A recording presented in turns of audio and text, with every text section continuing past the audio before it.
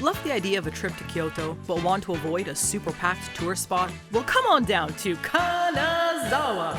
It's got ancient shrines, torii gates, and a boatload of history. It's all here in Kanazawa.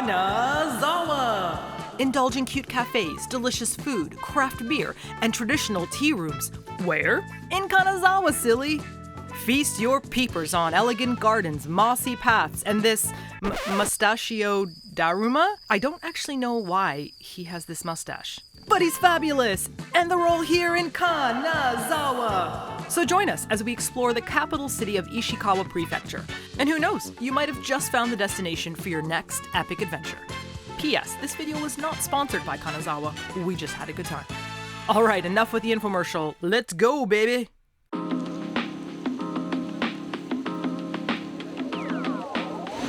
Here's what I have bucket listed so far. We're gonna hit up the Higashi Chaya district. This is like an old school area that's still being maintained the way that it was back in the day, and it has lots of geishas and tea houses, and apparently this is where you can get everything covered in gold. That's right. This is gonna be a non-stop Austin Powers kind of day, because I'm just gonna be like, I love gold. And then outside that, there's like a samurai district where they have a home of famous samurai, where they've kept the house. You can kind of go in and out and look at gardens and stuff. And they have a ton of amazing coffee shops and cafes here, like brimming. So I don't think I can hit them all of at once, or else this entire video I'll be over caffeinated and I'll be like, yeah. But I think we should get started on the Higashi Chaya district first, since it's closed after like 5 p.m. or so. So let's hit that up while we can, and see how much gold we can find. Gold!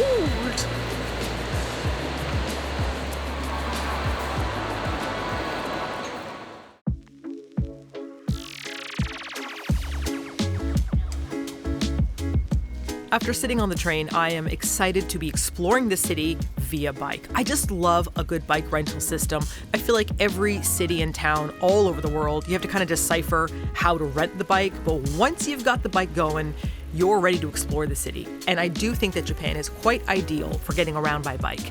The world is my oyster. I shall now explore for pearls. Pearls coated in gold.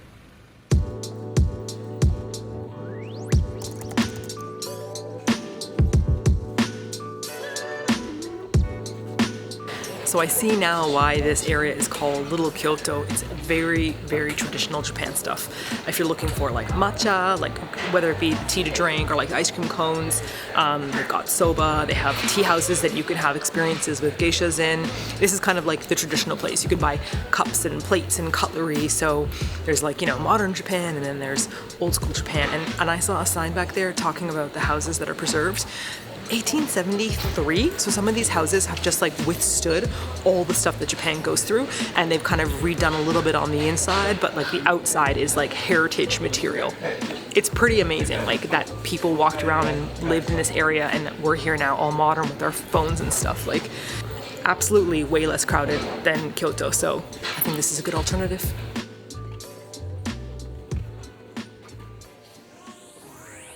For someone who loves sticker graffiti, I'd say this is probably not the neighborhood to put it in, because this area is kind of like old school. But I will point out a couple favorites. We got Nero. This is Only Good Shit Nero.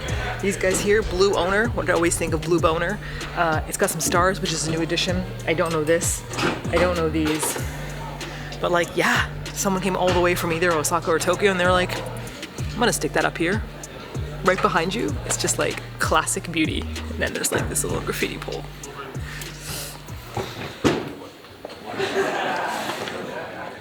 And as promised, I did tell you that Kanazawa does love its gold. I really hope you guys understand the gold reference I keep screaming out. Otherwise, you're gonna think I'm extra crazy. But you know, I'm not a gold kind of person. I'm much more of a craft beer kind of person. That's my kind of gold. So of course, we're gonna be heading over to a local craft brewery. It is located a footstep outside of this neighborhood. Old and new coming together. It's beautiful. This award-winning craft brewery uses local ingredients like tea and pumpkins and the very soft, delicious spring water in Kanazawa. Their beers are amazing. Welcome to Oriental Brewing. Yes, that is the actual name of the shop. We love a good taster flight, so we each got 4 and 4, which meant we got all 8 beers to try. This was a delightful afternoon. Oh, that's so nice. That is a dangerously drinkable stout. We've got 8 types to choose from, including a pumpkin ale, which is kabocha. It's pumpkin time. Pumpkin time Oden. Let's go with the pumpkin. Pumpkin?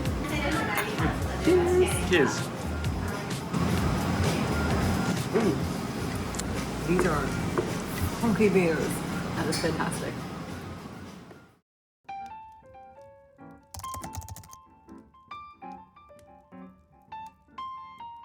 Night draws in on our first day, and despite this looking like the evening, it was only 5:30 p.m. Interesting fact, Japan does not participate in daylight savings, so in the autumn, the evenings start quite early. With the cooling temps come the return of Oden, my favorite Japanese comfort food. And lucky for us, Kanazawa is known for an especially tasty version of this food. After much nerdy research, I made reservations at Chobe, a super local izakaya known for exceptionally delicious oden. If you're not familiar with oden, think of it as a type of Japanese hot pot where everything has been cooked very slowly over many hours in advance. This allows the food to absorb the delicate broth, infusing it with a subtle, salty taste.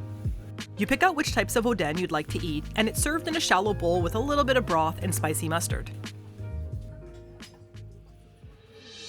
While fish cakes are very much part of what you can order, oden can also be a tofu dumpling filled with veg.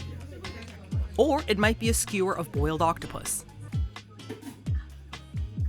We indulged in stewed cabbage filled with ground meat, fresh ginkgo nuts, shiitake mushrooms, and of course, daikon radish, my personal favorite. This donut-looking thing here is wheat flour gluten called a kurumafu, and it's very regional to Kanazawa. We also enjoyed a savory bowl of motsu, or stewed intestines, which, like many things in Japan, tastes 100 times better than it actually sounds. Yummy! If you're looking for a real local experience, I highly recommend Chobe.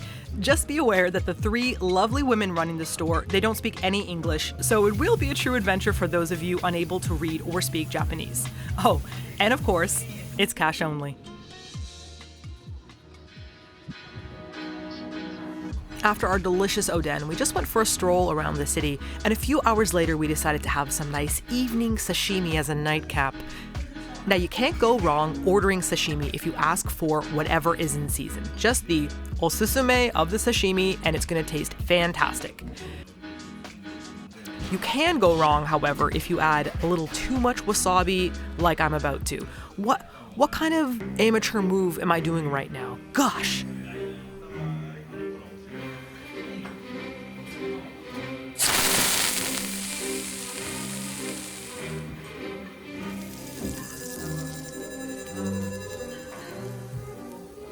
With the cleanest sinuses in the entire city, it's time to go to sleep, and tomorrow, adventure awaits. See you guys in the morning!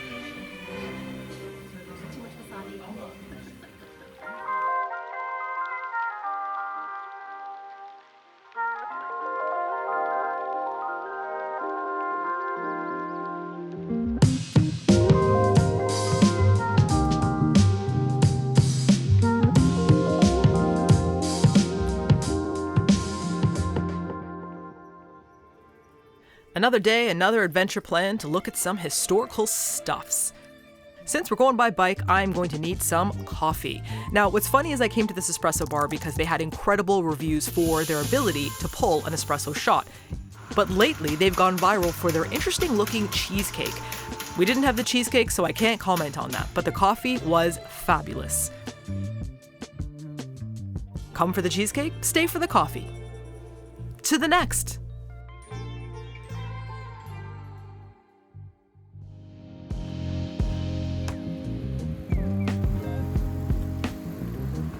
If you've been to a convenience store in Japan, you've probably had those little triangles called onigiri. Now they are very tasty, but they're even better if you can find a specialty shop. Having onigiri made in front of you is something fantastic because you can choose from so many different toppings, and they're putting it together right in front of you. Most of the time, it's served teishoku style, which means it comes with a little miso soup and a little bit of side bites for you to enjoy. Yummy! And don't worry if you don't read or speak Japanese. They have an English menu available and they're super friendly. Onigiri Mitsuya, 2 thumbs up. Itadakimasu.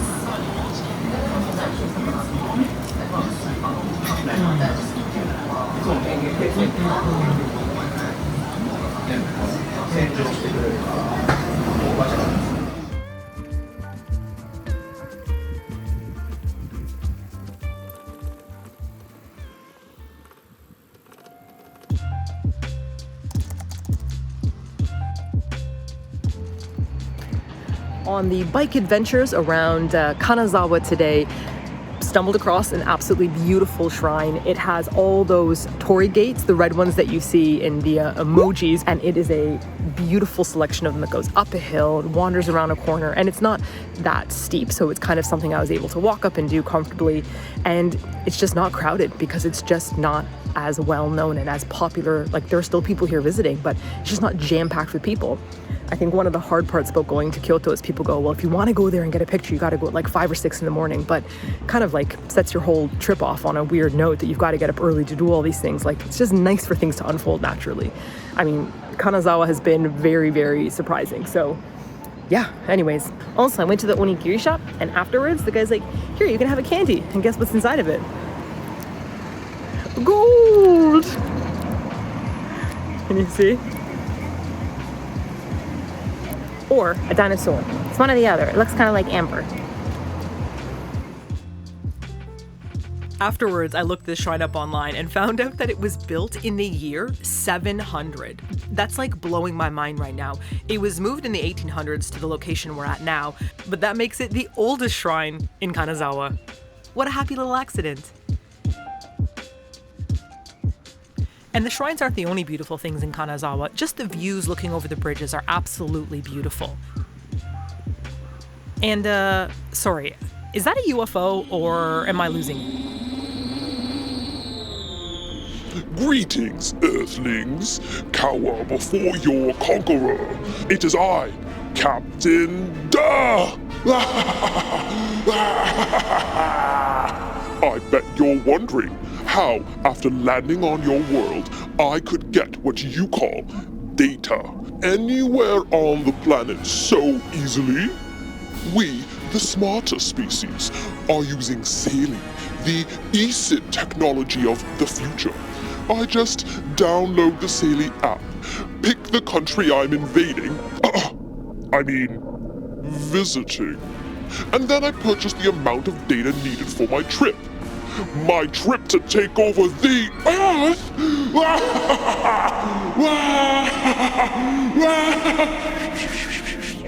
What? They already know about eSIM technology? And they can download Saili to their primitive compatible phone device? Who told them that? Captain That betrayer. Okay, well, I bet he didn't tell them to use the code King Kogi to get an exclusive 15% off their first purchase. He did. But I bet they've totally forgot and now just happen to be traveling soon, so this is like totally perfect timing. Scan the QR code on the screen or go to saili.com/KingKogi. Now, Minion, redo this recording. I wish to edit you out. What do you mean this is a live stream? The stream is live? What stream are you talking about? Well, this is the weirdest live stream Hacker Woman's seen in a long time, and Hacker Woman's seen a lot of weird things. You told me there was I'm gonna head back to the King Kogi video. Rivers? Streams? What are you talking about? What am I supposed to know? Well, thanks for the reminder about Saili, Captain Duh. After a long day of biking around, we are ready to get on it. And lucky for us, there is a pop-up food truck clustered outside of our hotel. We're gonna go explore, see what kind of delicious greasy foods they have a couple of lemon sours, and just enjoy the beautiful autumn evening. Nomimasho! Bicycling day. Excitement. Kanpai. Round 1, we got kushiagi, which is just fried stuff on a stick, cucumber salad, and what's this? It's my old favorite, Japanese potato salad. What's that? You're looking for a recipe? I just conveniently happen to have a video. Anyways, enough of that. On to round 2. Kanpai.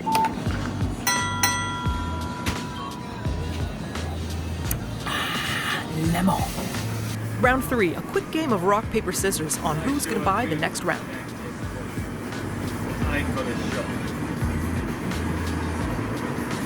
That's a one-arm scissor. That's the Korean version. The one-arm, nothing cuts with the one-arm scissor. Yeah, you put your finger in the scissors and you...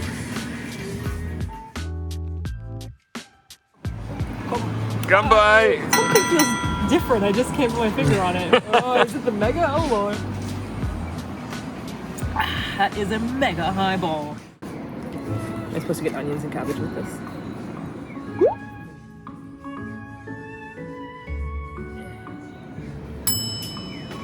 Cabbage.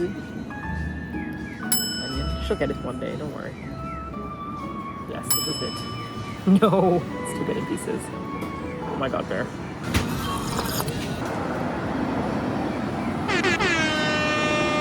Itadakimasu.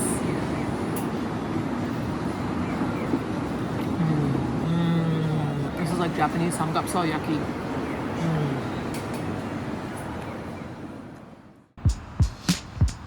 If you're a vinyl collector like we are, we're always on the hunt for record stores when visiting a new city. Kanazawa only had this one shop that we could find, and it's called Record Jungle. And what a jungle it was. It felt completely untouched by time, with a huge selection of genres. There are plenty of gems to be found here, but you'll need to brush up on your katakana as almost nothing was written in English. Honestly, my neck hurt from turning sideways, but it was such a great experience. We spent hours here.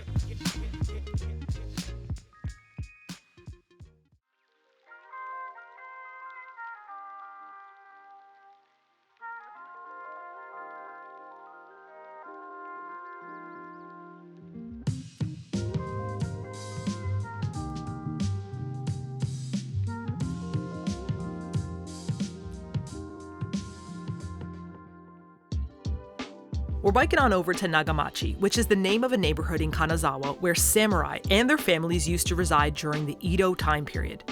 Dubbed the Samurai District, you are free to just wander about and explore the beautifully preserved gardens and homes, living your best samurai fantasy life.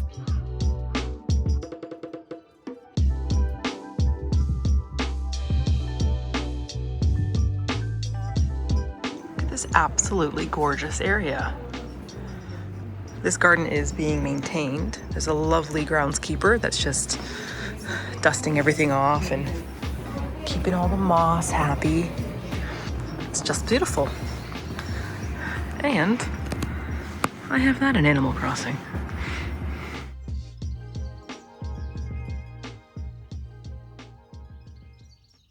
Now, in walking distance from the Samurai District is a cafe that we're going to grab some lunch at. And I just want to point out here that on this lantern, it actually says Moran Cafe. We're going to just double check my Japanese on this.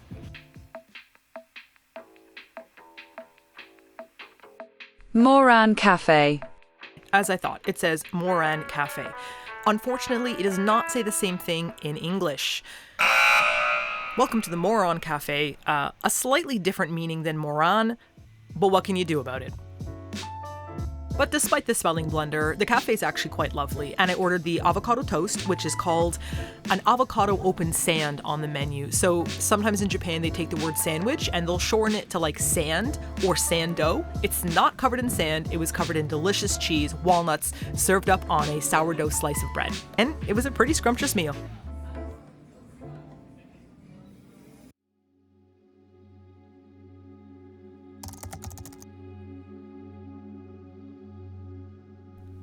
Now, things can get a little subjective when it comes to underrated versus overrated things in Japan. But the one thing that we have always enjoyed are the Team Labs art exhibitions. We had no idea that an exhibition was taking place when we arrived in Kanazawa, but my gosh, it was quite breathtaking. This installation was dubbed Digitized Kanazawa Castle, and it transformed the grounds and the historic castle walls into an interactive art space. Team Lab's goal was to show that you can transform a place without physically altering it by using digital means, and I would say the alteration was a success. Great music, very pretty, very emotional, 10 out of 10, would highly recommend any Team Labs exhibition if you're lucky enough to get the chance to see one. And at the very end, a delightful surprise awaited us. We were able to pick out a historical figure and color it in. Then they scanned it and digitized it, and it joined a whole wall of people's colored characters dancing about. People were chuckling and laughing, and it was such a nice way to end this very beautiful art exhibition.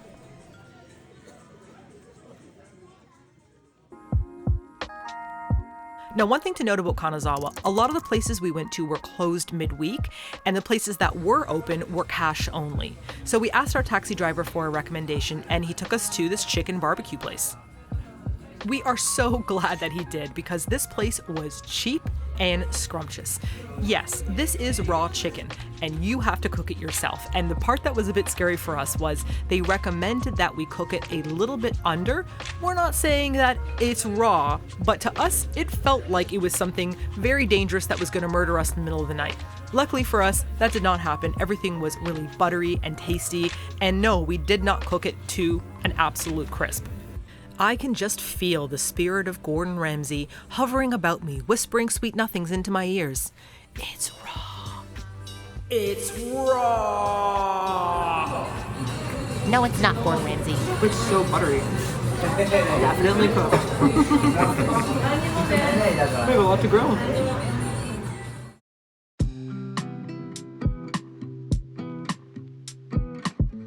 It's our last day in Kanazawa, and we're off to enjoy some much-needed coffee and breakfast. And much to our delight, the Angolo Cafe is open from 8 a.m. Finding an indie coffee shop open this early is quite the rarity in Japan.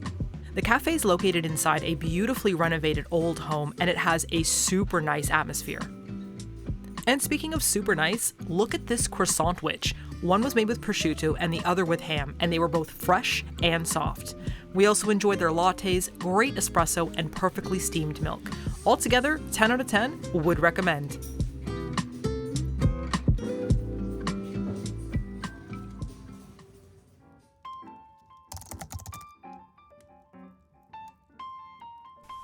Now, historically, I have a very poor track record of showing people parks on YouTube. I've been making YouTube videos since 2008, and every single time I take you guys to a park, people just click away. See, I can see it happening already. Just hold on a second. This is one of the top 3 most beautiful parks in all of Japan. All of Japan. We've got waterfalls. We have moss gardens. There are historic things popping up everywhere. And if that is not enough to keep you around, look at my pretty dress. It's such a pretty dress. Look, I can do twirls of curls in it. It's such a pretty dress. But seriously, you guys, visiting gardens in Japan is something special. It's not your average garden where there's just like a trash can and just like cigarette butts everywhere and people hanging out. You're gonna stumble across many magical things. Like this cafe we stumbled across that we had no plans on visiting, but it shielded us from an incoming rainstorm.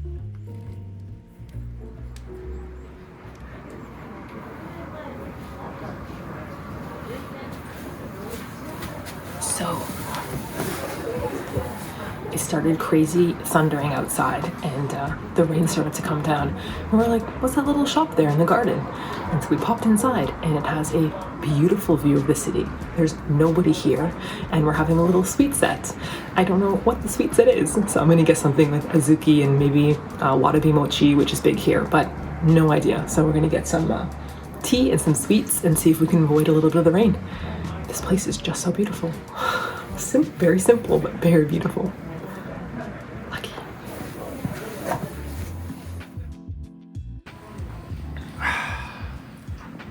Oh, your sweets. They're quite sweet. They're not normally sweet. I have a nice sugary kind of feel to them. Really? I wonder if that's a Kanazawa style. Well, these are definitely sweeter than normal. I have never had anything like this before. You should give it a go. It's those clear noodles, which are lovely, but it's got a really strong yuzu taste to it. It's scrumptious. There we go. It's beyond refreshing. It would be summertime perfection. Oh, really strong yuzu smell. Yeah, I know. It's like a jelly. Yeah. But it's kind of like...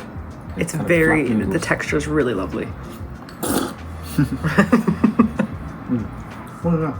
And that bean chew. It's like yuzu soup, like broth almost. Yeah. Like a yuzu ramen. Yeah, but like chili, and I've never had anything like it. That's great. And we got the view of the clouds coming in. I think when you're visiting Japan as a tourist, you'll often make an effort to seek out something like a tea house. But when you've been living in Japan for a while, you kind of forget that you have such lovely little spots available to you. So I'd really like to thank the rain in this case for forcing us to seek cover. This was such a delightful and serene way to end our trip to Kanazawa before getting on the Shinkansen and returning to busy, busy Tokyo. Well, thank you for watching to the end of this video. I will award you now with discounts galore. First, thank you very much to Sailly for sponsoring this video. I love using their eSIMs and I hope you give them a try. You will get 15% off your first purchase when using the code KINGKOGI. And speaking of secret codes, we have a Kanazawa guide available on our website to buy. It has over 50 locations, and it also comes with our Japan Companion Guide, a little digital magazine that we have also hand illustrated. What's that? You want a discount? Sounds good. Use the code ILOVEGOLD, and you'll get a discount on checkout. Keep keeping it cool on the King Kogi airship. Captain Martina, out.